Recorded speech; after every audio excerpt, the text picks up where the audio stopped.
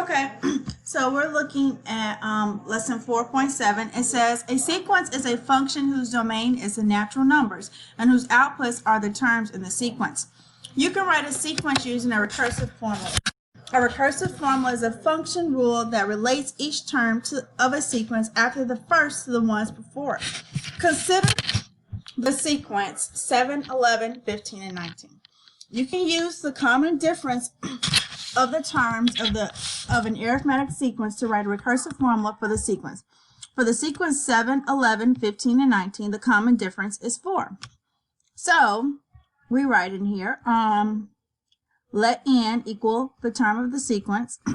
And when they say natural numbers, they're talking about those counting numbers that we're used to. So 1, 2, 3, 4, and so on would be my natural numbers. And recursive always uses the previous term to name it, right? So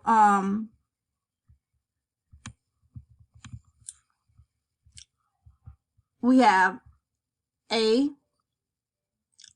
of 1 equals 7. That's my first term.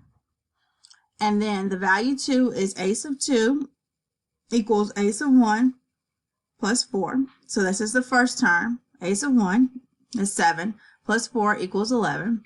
A of 3 is a of 2, and a of 2 we just found is 11 plus 4 is 15, and so on and so forth. So the recursive formula, and I don't know if they put it here, the recursive formula for an arithmetic sequence is a of n equals a of n minus 1. So these are the terms that they're referring to, plus the common difference, and in our case it would be 4. So let's look at the example problem. So it says, write the recursive formula for the arithmetic sequence below. What is the value of the 8th term? So step 1, it says a of 1 is 70. So the first term in the sequence is 70. A of 2 is going to be, I'm going to use this first term. So the recursive formula again uses the previous term to find out what the answer is. So we have to know the previous term. So I'm using my a of 1, which is 70, plus 7 equals 77. A of 3, I have to use the term before it, so it'll be a of 2 is 77 plus 7 equals 84, and so on and so forth. So we find out that in order to find out the next term, we have to know the term right before it, and that's why we have this n minus 1 plus 7. So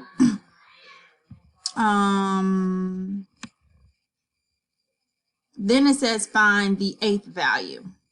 All right, so in order to find the 8th value, I have to keep going with my pattern because that's just the nature of the recursive formula. You have to know the term right before it. So I have to at least go up to a of 7. And so a of 7 we know is 112. And so a of 7 plus 7 equals 119. So the 8th value term is 119. All right, so let's look at guided 3 and let's do it on our own. It says, write a recursive formula for each arithmetic sequence. What is the 9th term of each sequence? Okay. All right, so we have 3, 9, 15, and 21. That's our first one. 3, 9, 15, and 21. I can quickly see that my common difference, or D as it sometimes is referred to, is 6. So every time I'm adding 6. So 6 plus 3 is 9. 9 plus 6 is 15. 15 plus 6 is 21. So my common difference is 6. And so a of 1, which is my first term in my sequence, is 3. A of 2, which is the second term in my sequence, is 9. A of 3, which is the third term, is 15. And a of 4, which is the fourth term, is 21. Okay? If I want to use my recursive formula, I know that it's a of n is equal to a of n minus 1 plus 6, right? Okay, well, in order to get to the, what term did they ask me to go to? 9th term, I have to keep going in my, I have to keep extending it out, right? Extending the pattern out. So let's do that. So we're using this formula. So we say a of 5 would be my fourth term, which is 21, plus 6, which is 27. A of 6 would be my fifth term, which is 27 plus 6,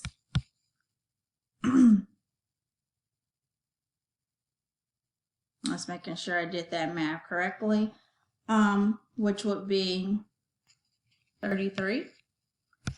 A sub 7, well, I have to use my sixth term, which would be 33 plus 6, which is 39.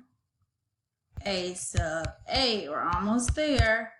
I have to use my seventh term, which is 39 plus 6, which is 45. And then finally, we've made it. A sub 9, which is 45 plus 6, which is 51. Okay, so let's clear this out and get ready for the next one. Okay, so here's my part B, and I can already see that, or I can look at it and see, and I can see that every time I'm adding 12. So my D value is 12. So my first term, A sub 1, would be 23. My second, so this is the first, second, third, and fourth. So A sub 2 would be 35. A sub 3 would be 47. And A sub 4 would be 50. I think this is 59. Let me check. Yep, 59. Can't read my own handwriting. And so my formula would be A sub n.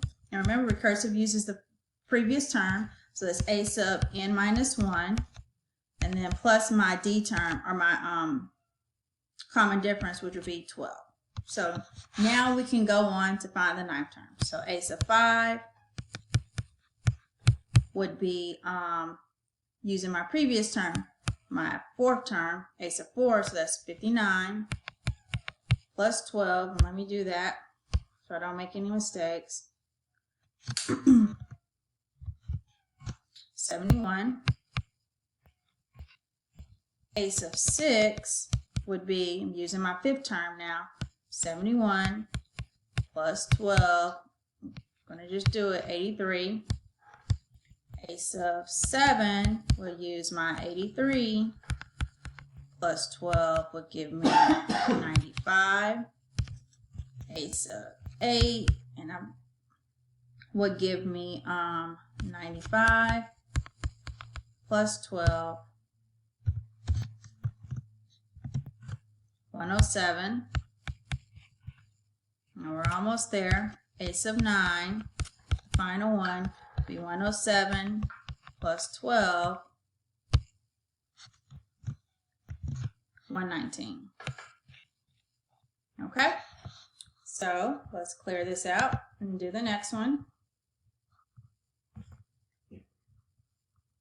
Okay, so here's my next values, and I'm going to use my calculator to show you how I find my common difference. So I'm going to take my term right before it, 7.8 minus 7.3, and I get 0.5. Let's check the other one. So it's 8.3 minus 7.8, 0.5. And I bet you the second one is the last one is the same. 8.8 minus 8.3, 0.5. So my common difference is 0.5. So again, my A sub 1 on my first term is 7.3. My A sub 2 on my second term is 7.8. A sub 3 would be 8.3. A sub 4 would be 8.8. And A sub n would be A sub n minus 1 plus 0.5. So let's do the other ones. So A sub 5 would be using my 8.8 from my fourth term plus 0.5 would give me 9.3.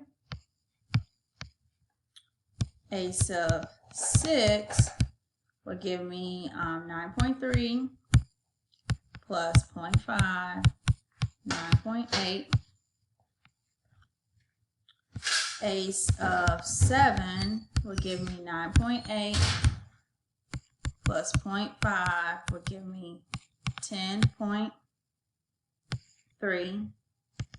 A sub 8, 10.3 plus 0.5 would give me 10.8. And then a sub 9, which is the one we're looking for, will give me 10.8 plus 0.5, which is 11.3. So recursive is not definitely one of my favorites because, as you can see, it's a little bit longer. You got another term before it to do it, right? Last one. Let's do it. All right, so it's the same process again. We'll do 88 minus 97, get -9. This is different. We usually see positive, but it's different this time. So we're going down this time. Let's do 79 minus 88 just to make sure. Get -9 again. And we can easily see 70 minus 79 is -9 again. So my common difference is -9. Okay, so we're just writing out what we have first, right? So a sub 1 is 97, a sub 2 is 88, a sub 3 is 79, and a sub 4 is 70, and so a sub n is a sub n minus 1 minus 9. And if you want to know what I'm saying sub. And usually sequence is not in this book for some reason. It's usually written as a sub notation. And so it's a language to get used to, but it's a sub n or subscript. So it's actually supposed to be like a subscript 9. So it's supposed to be like a little n there. And a subscript n minus 1. Just for your information in case you were curious. Next, so we'll go on to 5. Again, we have to use 4, so we have 70 minus 9 is 61. A sub 6 would be 61 minus 9.